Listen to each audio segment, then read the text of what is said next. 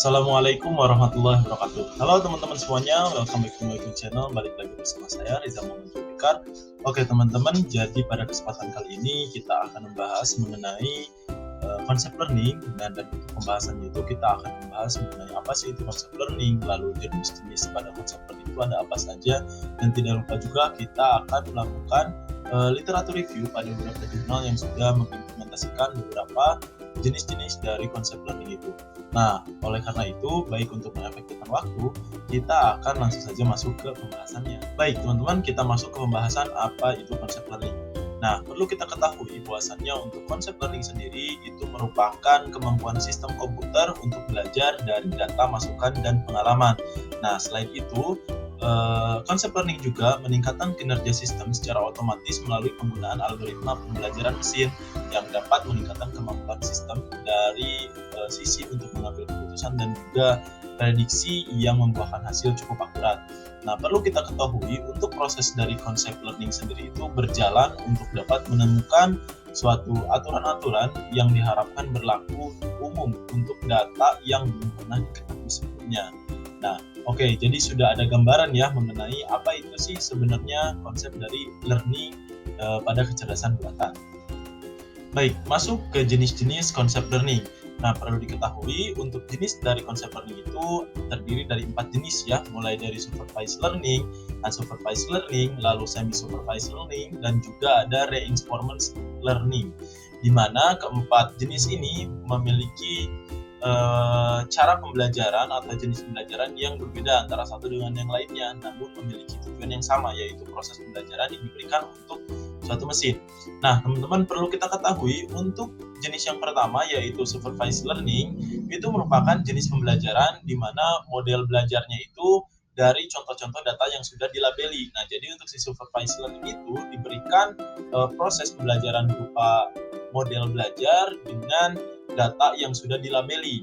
Sedangkan untuk unsupervised learning itu jenis pembelajaran di mana modelnya itu mengidentifikasi data ataupun struktur data tanpa diberi label. Nah, jadi untuk unsupervised learning itu lebih ke model belajarnya itu mencoba mengidentifikasi pola ataupun struktur data tanpa data tersebut itu memiliki label. Jadi si datanya itu belum dilabeli. Beda halnya dengan supervised tadi ya. Kalau supervised itu datanya sudah dilabeli, kalau unsupervised itu datanya belum ataupun tidak dilabeli ya, si datanya tanpa label. Nah, selanjutnya itu jenis yang ketiga ada semi-supervised learning, di mana untuk semi-supervised learning ini merupakan campuran dari supervised dan juga unsupervised learning. Untuk supervised learning sendiri itu merupakan jenis pembelajaran di mana modelnya itu menggunakan dataset yang sebagiannya itu sudah terlabeli, ada pun juga yang belum terlabeli. Nah, jadi mengapa disebut supervised learning? Karena untuk ciri-ciri dari jenis supervised dan juga unsupervised learning itu ada dalam semi-supervised learning, di mana datanya itu ada yang sudah dilabeli, ada juga data yang belum dilabeli. Nah, oleh karena itulah disebut dengan semi-supervised learning. Dan yang terakhir itu ada jenis reinforcement learning. Nah, dari ketiga jenis yang tadi, sebetulnya untuk reinforcement learning itu cukup unik ya. Jadi cukup unik kenapa? Karena jenis pembelajaran ini diberikan di mana si agennya itu belajar melalui interaksi dengan lingkungannya. Nah, dalam hal ini tuh untuk apa? Untuk memastikan reward yang diterima melalui tindakan yang dilakukan. Nah, jadi untuk reinforcement learning itu lebih jenis pembelajaran itu lebih realistis gitu kesannya, karena si agen ataupun model diberikan kebebasan untuk interaksi dengan lingkungannya dalam memaksimalkan reward yang diberikan atau yang diterima melalui tindakan yang dilakukan. Nah, dan itulah jenis-jenis dari konsep learning.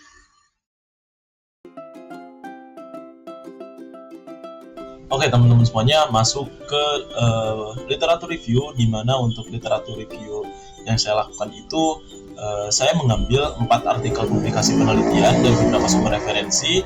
Tentunya dengan implementasi metode yang digunakan itu berbeda-beda ya, dari jenis-jenis konsep learning yang digunakannya pun berbeda.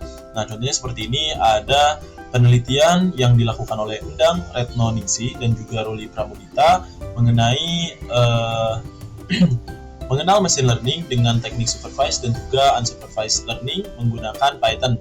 Nah, Untuk penelitian yang dilakukan oleh Endang dan juga Ruli itu tujuannya tidak lain untuk menjelaskan konsep dasar dan penggunaan machine learning dalam menyelesaikan permasalahan berdasarkan klasifikasi dan clustering untuk bunga iris. Nah, adapun hasilnya bisa kita lihat ya di sini. Untuk hasilnya itu penggunaan dengan mengimplementasikan bahasa pemrograman Python sebagai bahasa pemrogramannya tentunya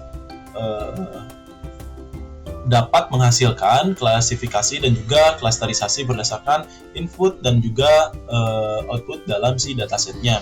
Selanjutnya itu ada penelitian yang dilakukan oleh Puput Santoso, Heri Abikono, dan juga Novita Lestari Anggreni ini dengan mengimplementasikan metode unsupervised learning, di mana untuk judul penelitiannya itu mengenai algoritma supervised dan juga unsupervised learning dalam pengolahan data.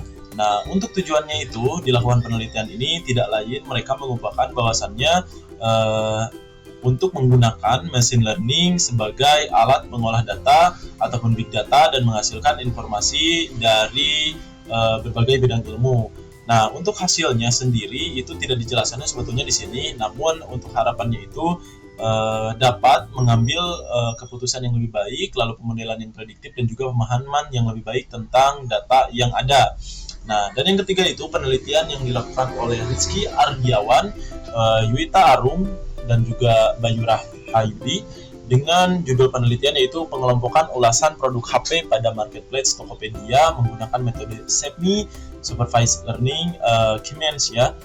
Untuk tujuannya itu tidak lain ya menganalisis produk yang merupakan faktor penting dalam keputusan pembeli konsumen dengan mengelompokkan ulasan yang relevan, lalu prediksi kombinasi antara supervised dan juga unsupervised learning dengan acuan data yang dilabeli dan juga data yang belum dilabeli. Oleh karena itulah metode ini digunakan dengan jenis konsep learning semi supervised learning gitu ya, bisa kita ketahui juga dari tujuannya.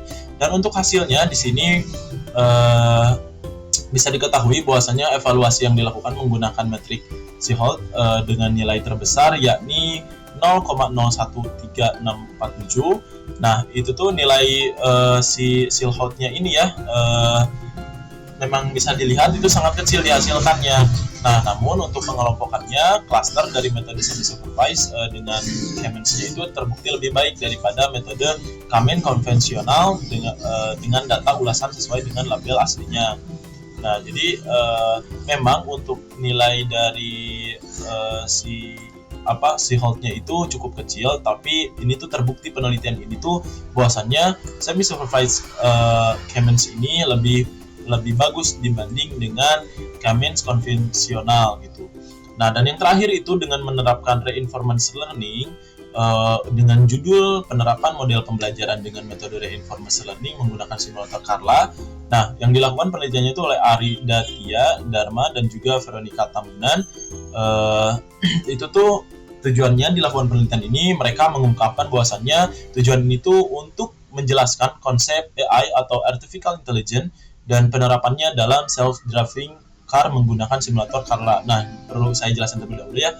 Untuk Carla itu jadi suatu sistem yang dibuat untuk mengenal self-driving itu seperti apa, dan sistem itu tuh bernama Carla Car. Nah, untuk metode yang dipilihnya atau konsep learning yang diimplementasikannya itu tentu menggunakan reinforcement learning. Nah, dapat kita ketahui bahwasanya untuk hasil penelitian itu menunjukkan bahwa model terbaik yang diperoleh adalah model 1 dari eksperimen model A dengan 100 episode. Nah, jadi untuk eksperimennya itu ada eksperimen model A dan juga model B. Namun, untuk model-model yang dipilih itu memberikan reward maksimal sesuai dengan akurasi dan nilai loss yang rendah. Jadi bisa dilihat ya bahwasanya untuk implementasi reinforcement learning pada model 4 dari eksperimen B dengan 150 episode itu memang nilai loss-nya itu masih cukup rendah. Nah, perlu kita ketahui ya tadi pada saat membahas apa itu reinforcement learning, jadi memang perlu diketahui untuk reinforcement learning itu memang tidak diberikan dataset yang sudah dilabeli ataupun tidak dilabeli atau misalnya hybrid seperti semi supervised learning, tapi untuk reinforcement learning itu jatuhnya lebih ke proses model atau agen berinteraksi dengan lingkungannya. Jadi sudah diketahui untuk reinforcement learning itu tidak melulu berhasil atau tidaknya, tapi untuk melakukan compare seperti ini pun bisa digunakan dengan reinforcement learning ini.